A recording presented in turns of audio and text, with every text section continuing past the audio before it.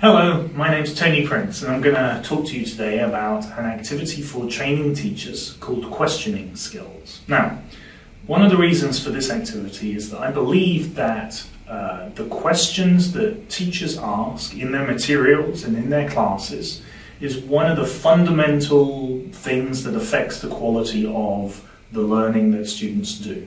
And yet teachers sometimes don't think enough or don't think deeply enough about the kinds of questions that they're asking or the kinds of questions that the materials that they're using are asking. So the first step in this is that you ask the teachers to tear a piece of paper into 6 or 8 strips. Right? The idea of this first activity is to get them to relax. It's quite nice to tear pieces of paper into strips. And then you give them a text.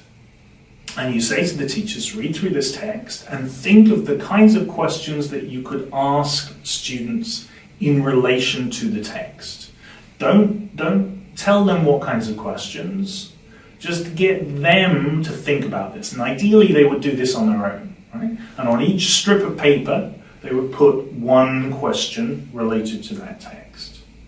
Then you put the teachers into groups of 3, 4, maximum 5. Because you want discussion, and if the groups are too big, then people might be left out of the discussion.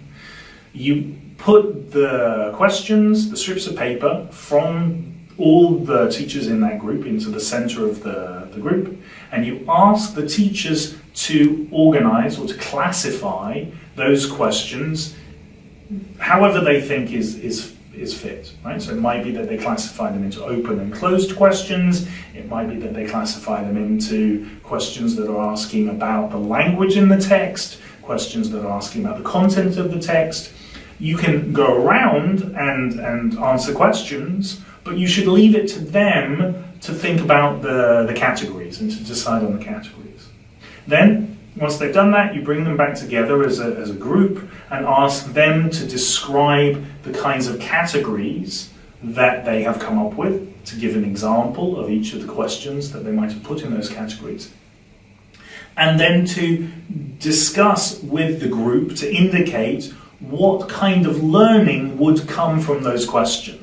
Right? So would it be very deep learning about the topic? Would it be more shallow learning about the specific aspects of the text? So maybe it's a kind of question about a particular part of the text, a pronoun, a key noun, a thing like this. Or maybe it's a deep question about the concept that's included in the question. Or maybe it's an emotional question. Right? How does the student feel about that topic of the text? Right?